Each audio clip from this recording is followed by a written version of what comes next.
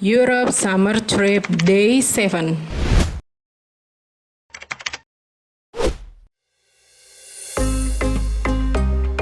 Hello travelers, komong salevu, apa kabar? Ihi, udah hari ke-7 nih. Udah seminggu kita jalan-jalan di Eropa. Negara tujuan kita berikutnya adalah Swiss, tapi kita transit dulu di Luxembourg. Jadwal bis kita ke Luxembourg jam 7.30 pagi. Karena nggak mau lari keburu-buru lagi, jam 6 pagi kita udah keluar kamar. Kita naik bis 215 yang nggak perlu transit-transit. Turunnya di bus stop Gare de Bercy. Dari sini kita masih harus jalan melewati lapangan besar menuju ke terminal bisnya. Terminal bis Paris-Bercy cukup besar. Ada tempat tunggu yang berupa ruangan, tapi kita nggak nunggu di situ, takut kelewat bisnya. Kita nunggu di dekat platform. Di sini ada papan informasi dengan jadwal bis yang akan berangkat. Dekat platform ini tempat duduknya hanya sedikit, jadi kita nunggunya sambil berdiri. Agak kotor tempat tunggunya, banyak puntung rokok dan sampah lainnya.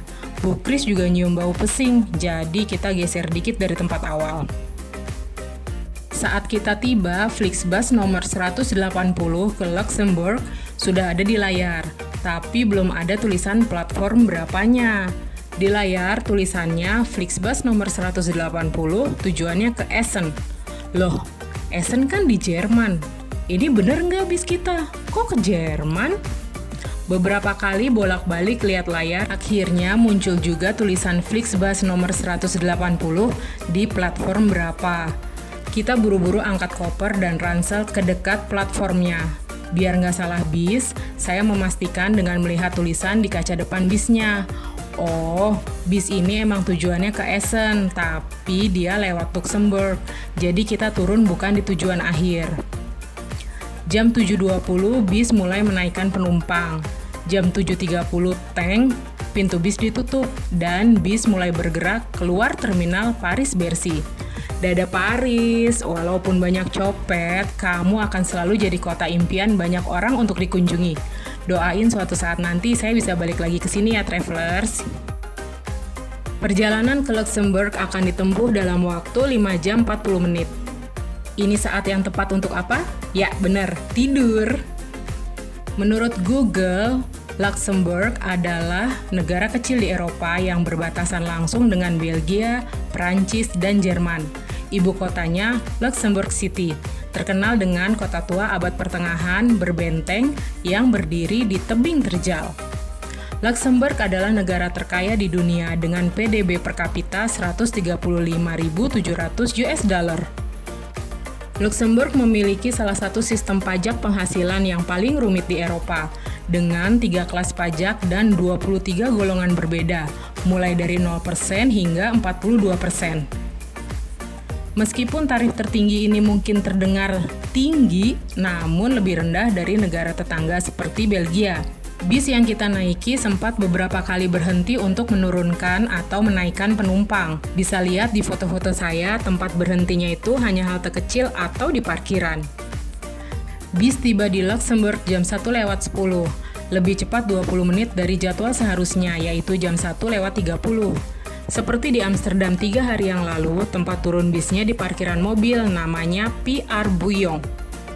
Dari sini kita naik bis. Saya lupa waktu itu kita naik bis nomor 10 atau 20 gitu.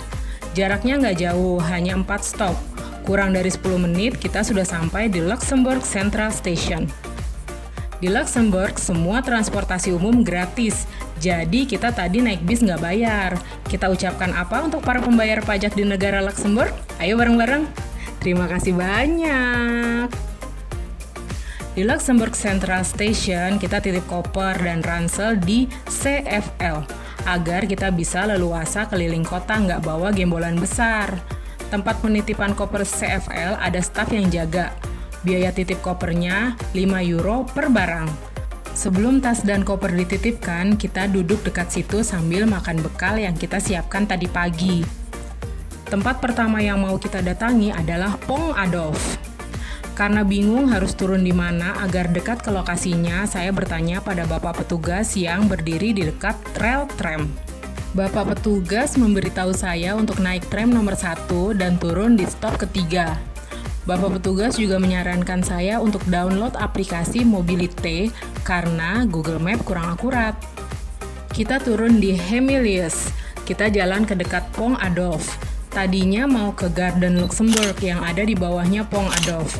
Tapi kita lihat kayak lagi ada renovasi dan dilihat-lihat jalannya jauh juga kalau harus ke bawah terus naik lagi di ujung sana. Akhirnya kita nggak jadi ke Garden Luxembourg. Kita jalan aja di trotoar atas mengarah ke Katedral Notre Dame. Cuaca saat itu mendung dan gerimis kecil. Kita jalan melewati Aussichtsplattform Platz der Nation. Di sini kita bisa lihat Garden Luxembourg di bawah.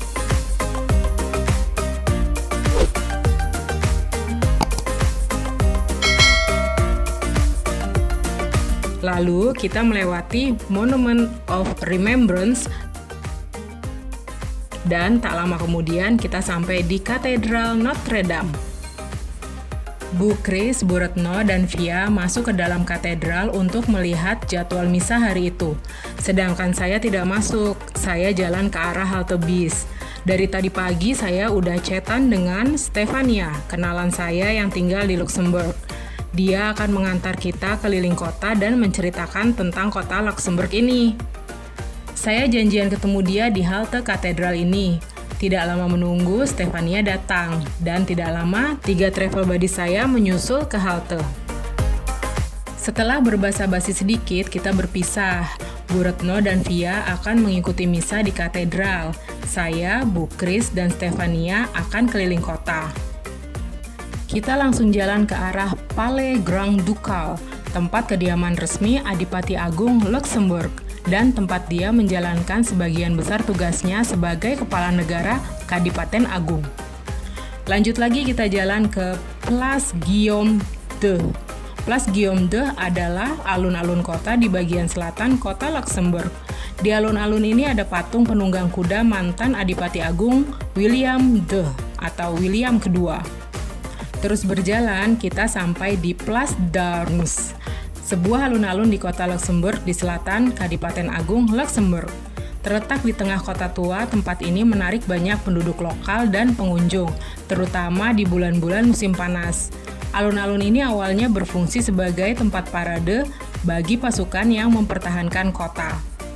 Kata Stefania, di lokasi ini setiap hari Sabtu kedua dan keempat terdapat pasar loak. Sayangnya kita kesini tanggal 1 Juli yang merupakan Sabtu pertama di bulan ini. Kita meneruskan perjalanan ke arah Panoramic Elevator of the Pfaffenthal, yaitu lift umum yang menawarkan pemandangan panorama lembah Sungai Alzette kepada penumpangnya. Lift ini menghubungkan kawasan kota Viaud, pusat kota bersejarah, dengan Pfaffenthal di lembah Alzette di bawahnya. Simpelnya, lift ini menghubungkan kota atas dan kota bawah. Kita coba turun ke kota bawah, mau coba jalan-jalan. Sayangnya pas sampai bawah gerimisnya agak besar, jadi kita cuma duduk di dekat lift. Lalu naik lagi ke atas. Iseng ya? Masih belum capek, kita jalan lagi ke arah Archaeological Crypt. Dari dekat sini kita bisa ambil foto dengan latar Sungai Alzette dan gereja Saint-Jean-du-Grand.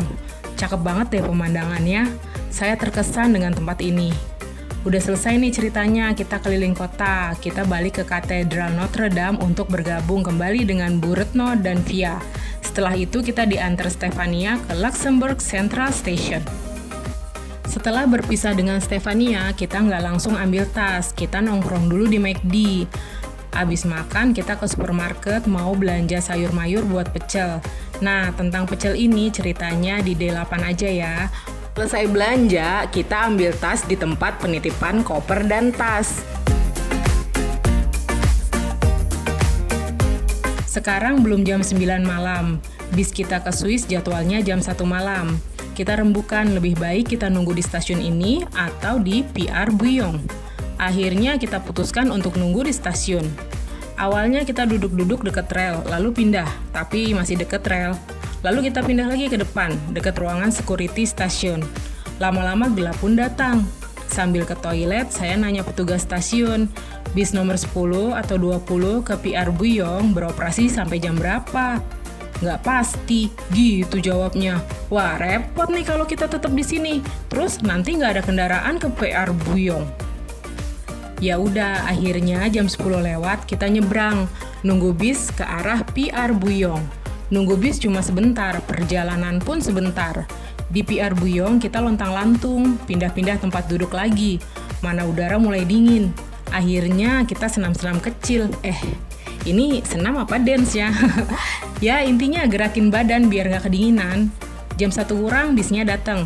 Hore! Kita taruh tas di bagian bawah, scan QR code tiket, lalu naik ke dalam bis. Panjang aja cerita hari ini. Baiklah, travelers, kita bobo cantik dulu. Sampai jumpa di day selanjutnya di Swiss. Dadah!